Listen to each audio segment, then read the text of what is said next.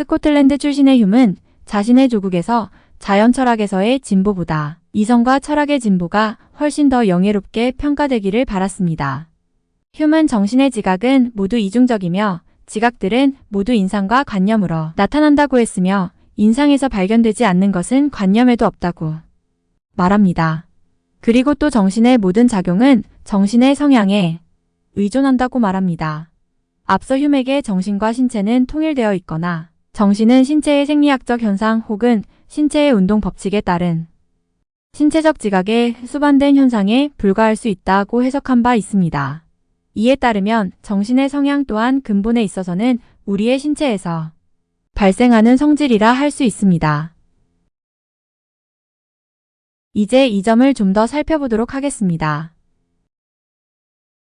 인상은 단순 인상과 반성 인상으로 나뉘는데 처음의 인상 즉 감각 인상은 그 원인을 알 수 없는 데서 발생해서 우리의 감관을 자극하고 이로부터 우리는 뜨거움, 차가움, 갈증, 배고픔, 어떤 종류의 기쁨, 고통 또는 다른 것을 지각하도록 합니다. 그러면 정신은 이 인상을 모사하는데 이러한 인상의 모사는 인상이 소멸된 뒤에도 남아있으며 이것이 바로 단순 관념입니다. 그리고 이렇게 영혼에 들어온 기쁨 또는 고통의 관념들은 이에 대한 반성을 통해서 욕구와 혐오, 희망과 공포 등의 새로운 인상, 즉 반성 인상을 산출합니다. 이 반성 인상들은 다시 상상력과 기억을 통해 모사되어 복합 관념이 되는데 이렇게 번갈아 가면서 다른 인상과 관념을 불러일으킵니다. 이런 과정을 통해서 우리는 세계를 이해하고 세계에 대한 지식을 갖게 됩니다. 다시 말해서 우리의 지식은 이러한 관념들의 결합과 연합으로 이루어진다고 할 수 있습니다. 휴은 지각 또는 인상과 관념을 제외한 어떤 것도 결코 실제로 정신에 나타날 수 없으며 외부 대상들은 그 자신들이 일으킨 그 자신들의 지각을 통해서만 우리에게 알려진다고 말합니다. 이를테면 모든 사건에는 원인이 있다 또는 이 지구는 태양 주위를 공전한다는 명제 또한 감각 인상으로부터 시작해서 사건, 원인, 지구, 태양, 주위, 공전 등의 관념들의 결합으로 성립하는 진술입니다. 그리고 휴은 이들 관념 혹은 복합 관념의 기원이면서 이에 대응하는 인상을 우리가 경험적 관찰로부터 확인할 수 있는 근원적 존재라고 말합니다.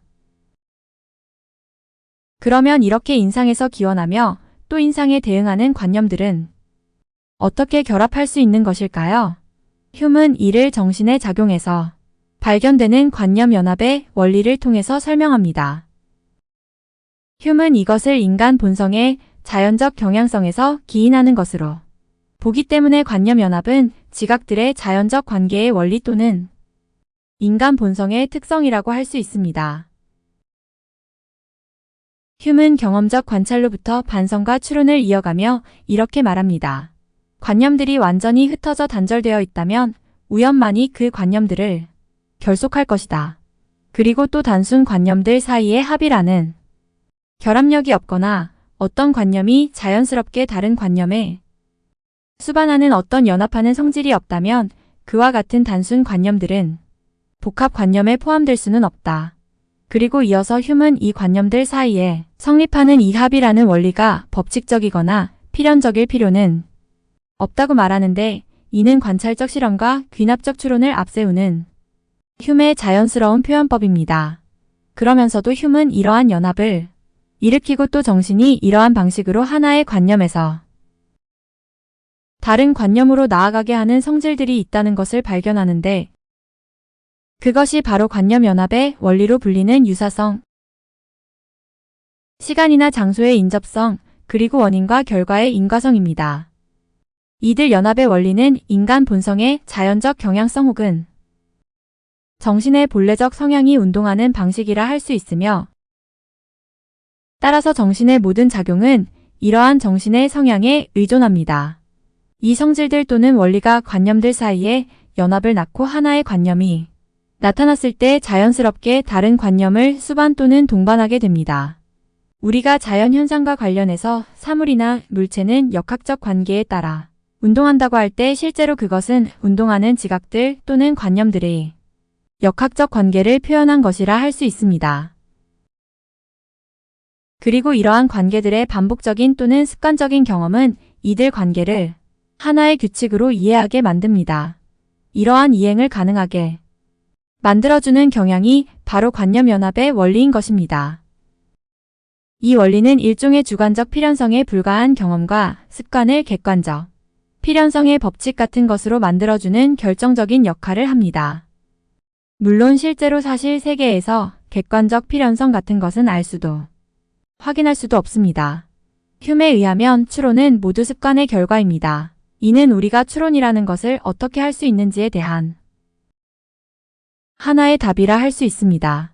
추론은 이성의 활동으로서 일반 규칙에 따라서 진행되는데 이 일반 규칙 자체가 관념연합의 원리가 적용된 반복적 경험 즉 습관의 결과이기 때문입니다. 반복적 경험 또는 습관은 관념연합의 원리를 객관적 세계의 존재 법칙인 것처럼 우리를 믿게 만듭니다.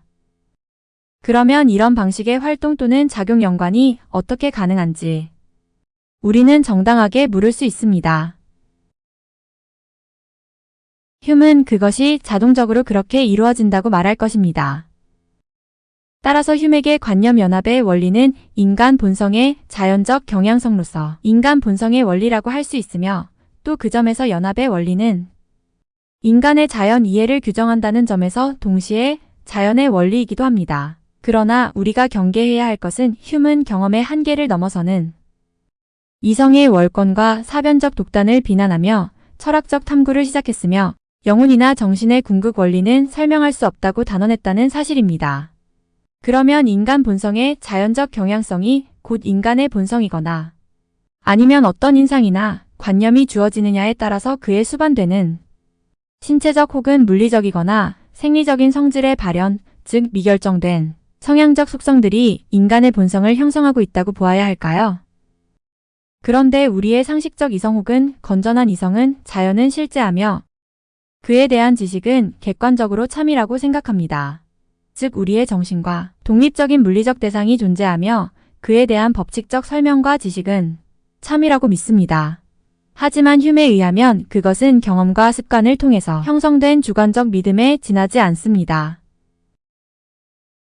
다시 말해 우리는 인상과 관념 즉 지각을 넘어서서는 단 한 발걸음도 진리에 다가갈 수 없다는 것을 의미합니다. 하지만 정말로 우리가 살고 있는 세계에 대한 경험은 휴메이 말하는 인상과 관념으로 환원될 수 있을까요? 답하기 쉽지 않은 문제입니다. 우선 인상이 정확히 무엇인지 특정하기가 쉽지 않습니다. 휴메는 우리의 신체 기관을 자극함으로써 발생하는 최초의 감각 인상의 원인은 알 수 없다고 했습니다. 원인은 알 수 없는데도 인상은 발생한다는 것이지만 정말 휴메 말대로 경험적 지각 혹은 경험을 통해서 우리에게 최초로 주어지는 게 인상일까요? 우리의 감각은 미세한 입자들로 구성되어 있으며 그 때문에 그것을 근원적 인상들이라 부를 수 있지만 예를 들면 우리의 시각 경험은 그런 인상들이 결합된 상태라고 할 수 있는 특정한 방식의 시지각을 통해서 경험의 대상을 항상 일정한 크기로 지각합니다. 그것이 우리가 대상을 경험하는 방식입니다. 우리는 생물 현미경이나 엄청난 배율의 망원경으로 지각하지 않습니다. 이 말은 이미 우리의 대상 지각은 특정한 방식이나 구조를 전제하고 있다는 것을 의미합니다. 간단히 말해서 우리가 보고 있는 책은 바로 하나의 책 자체로 지각하며 즉 그 경험은 형태, 표지색, 크기, 글자 등이 포함된 상태로 이루어지며 휴메이 말하는 인상은 그 다음에 분해와 분석을 통해서 추론한 것이라 할 수 있습니다. 말하자면 인상과 관념의 연합이 먼저가 아니라 대상 자체에 대한 직접적인 경험이나 경험적 지각이 우선한다는 것입니다. 이렇게 생각하면 휴메 인상과 관념에 기초한 관념 연합의 원리는 그것의 적용을 일반화하기는 어려워 보입니다. 휴메 정신의 모든 작용은 정신의 성향에 의존한다고 했을 때 성향 역시 인상이 갖는 성질이라면 그 성향의 발현 또한 정신 혹은 신체의 물리적 조건에 제약되어 있다고 할 수 있습니다. 가령 최초의 인상인 감각 인상에 속하는 뜨거움과 차가움, 기쁨과 고통의 경우에도 그 척도로서의 감각기관을 전제하고 있으며 정신의 작용이 이러한 성향의 의존적 수반적이라면 성향은 이러한 감각기관의 의존적 수반적이라 할 수 있습니다. 여하튼 철학이 세계에 대한 우리의 경험을 정당화할 수 있는 방도를 찾지 못했다고 해서 세계에 대한 우리의 경험이 무의미한 것은 아닙니다. 실제로 휴은 철학의 진리가 아니라 상식의 진리에서 삶의 지혜를 구하는 일을 선호하는 철학자였습니다.